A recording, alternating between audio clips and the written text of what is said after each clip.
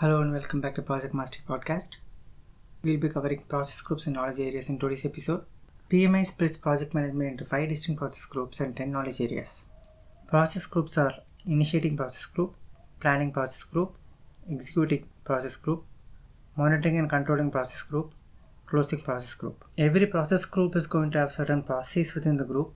For example, when we talk about Initiating Process Group, it's going to have all the processes which are related to project initiation. When we talk about Planning Process Group, it's going to have all the processes which are related to planning phase of the project. And similarly, when we talk about Executing Process Group, it's going to have all the set of processes that are related to execution activities in a project. The same is applied for other groups. When a project gets initiated, it is being officially authorized. You need to understand what activities will take place during the initiating process. We're talking about two processes within this process group. One is you're going to develop a project charter, and the other one is you're going to identify the stakeholders. So the output for this process group will have two major deliverables. One is the project charter, the other one is the stakeholder register, which will be the list of all the stakeholders that you've identified at this point in time. During initiating process group, you're going to determine the EF, which is the enterprise environmental factors. You will also determine the OPA, organization process assets of the organization. We're going to discuss and find out what is the business case, how does the project fit into the strategic plan, what is the project all about. You will discuss the project description. What you do is high-level planning.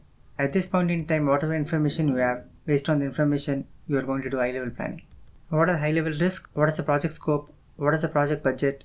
What are the project assumptions, constraints, summary budget? You are going to identify the key stakeholders, the list of key stakeholders. You are going to identify whether there is any team that can already work on this project so that the team gets pre-assigned when the project gets initiated. It is during this phase the formal existence of project comes into picture. It is only during this phase the project manager gets assigned. Project manager gets authority to spend the funds that have been allocated. He gets authority to allocate the resources to the organization and carry out the execution of the project. The moment the project charter is signed with the sponsor, the project is officially confirmed and you are officially authorizing the project manager to take over the project. Also, you need to understand what are the measurable objectives, meaning when this project gets launched, is it going to bring in $1,000 revenue every year? Is there going to be 50% increase in employee productivity? All these factors will be discussed as part of this process group, and all these will be documented in project charter. Sponsor is the one who is going to sign the project charter, and the project charter is going to be created with the project manager. I hope you understood what are the activities that we do as part of initiating process group. Let's move on to the next process group called planning process group.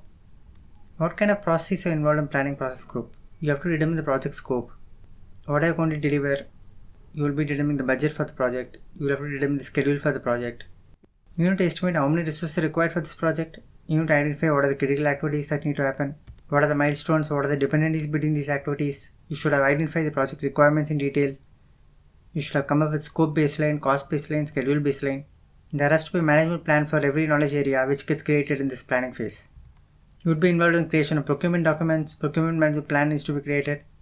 We will determine what are the standards to be followed in relation to quality. What is the process to be followed in relation to quality? What are the metrics that we need to measure in relation to quality? All these activities are grouped into different processes. For example, determine budget is a process, define scope is a process. Let's move on to the next process group called Executing Process Group. This could be termed as an action-oriented process group because whatever that you have planned in the planning process group, you will be executing them here. All the processes related to execution of the project, they are all grouped under this process group. You are going to do the job which was planned earlier as per the baseline that was created in the planning phase. You will have to recognize the team. You need to evaluate team's performance. You're going to manage this team. You'll be working on the changes that have been approved through integrated change control process. You will have to execute the work according to the baselines, according to the management plans that have been created in the planning phase. You perform quality audits. You need to come up with team conflict resolutions. You need to release the team members as and when work gets completed. Hope you have got some idea on what activities are done as part of this process group. We move on to the next one, which is monitoring and control. All the processes which are related to monitoring and control activities get grouped under this process group. So what do you do when the job is being done? You're not going to simply keep quiet. You're going to monitor whether the job is done properly as per the plan. You're going to approve any change request or reject any change request. You're going to perform integrated change control process.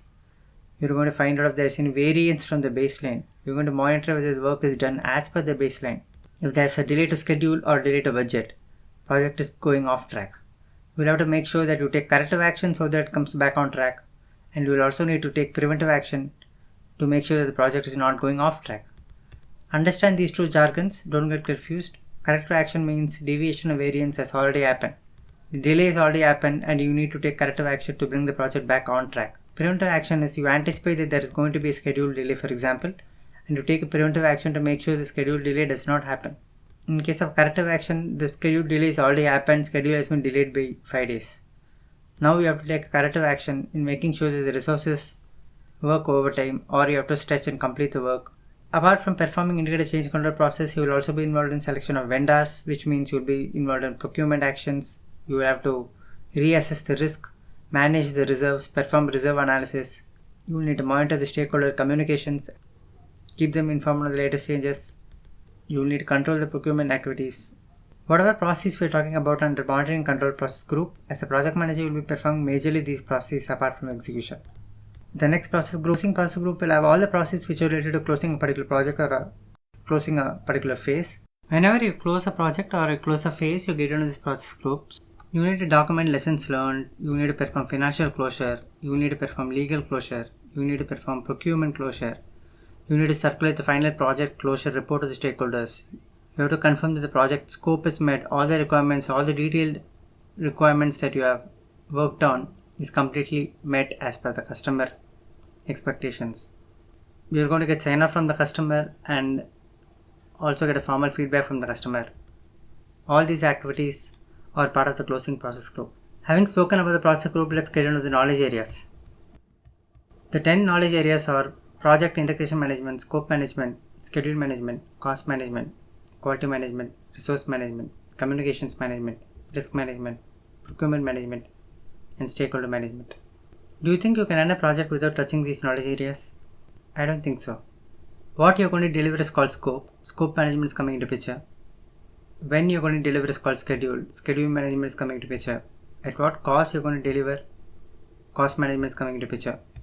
You need to complete or deliver the product, deliver the outcome as per the particular quality threshold. Quality management is coming into picture. You yourself cannot do all the work. You need a team to do the job. Resources are required. Labor, material, people. You need to manage these resources. Resource management is coming into picture. You need to communicate with the team. You need to communicate with stakeholders. What to communicate, when to communicate, what format needs to be used to communicate, what kind of reports you need to use to communicate.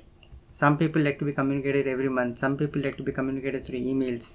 Reporting formats are tailored to the needs of the stakeholder. Some would prefer PDF format. Some would prefer Excel format. Some people prefer Teams channel or Microsoft Teams channel for communications. Communication management knowledge area comes into picture. When you run a project, you will definitely have a risk. There's a risk of resource not coming tomorrow. There's a risk of license getting expired for a software. There's a risk of system become completely outdated. There's a risk of vendor getting blacklisted. There's a risk of extremely high team conflict. There's a risk of delay in schedule by 15 days. There's a risk of budget overshoot. Risk management knowledge area comes into picture. When it comes to equipment, you may not have all the equipment you need to procure from the vendor. I need to have a tie-up with Microsoft to leverage cloud solutions. I need to procure from different vendors to use third-party tools and embed them into software. This means procurement manager comes into picture. You have stakeholders in a project. You need to understand their expectations. You need to completely keep them engaged. Some stakeholders would prefer to be engaged throughout the life cycle. Some stakeholders would like to get only high-level information. Some stakeholders would like to be engaged only during the requirement phase. You need to keep them informed about all the decisions you are making during the project execution monitoring phase. Stakeholder management knowledge area has come into picture. Integration management, you are going to integrate all the pieces together. When there's a change in scope, you are going to add cost. Customer is asking for feature B, suddenly they have come to feature A. Customer comes and says that he wants feature B. Scope is getting added. Whenever there's a change in scope, it will change cost. Because of this, you need to add one more resource to accommodate the scope. When you add a resource management comes into picture because you are going to acquire a new resource. You are going to hire him. You are going to train him. You are going to reward him. You are going to acknowledge his achievements. This is also adding cost. As I said, cost management comes into picture. You are recruiting a new resource, but the time taken for the resource to understand the project and do the work is taking longer time. There is a risk of schedule delay. Schedule management is coming into picture. Cost management is coming into picture. You need to manage all of these variables at the same time. Or to accommodate the new scope I need to procure an automated tool from a different vendor. So you're getting into procurement management now. You're getting into procurement process, cost process, scope process, everything. You're managing all these variables at the same time. You're integrating all of them. They're not independent, they are not sequential. You're balancing all of them to the customer needs.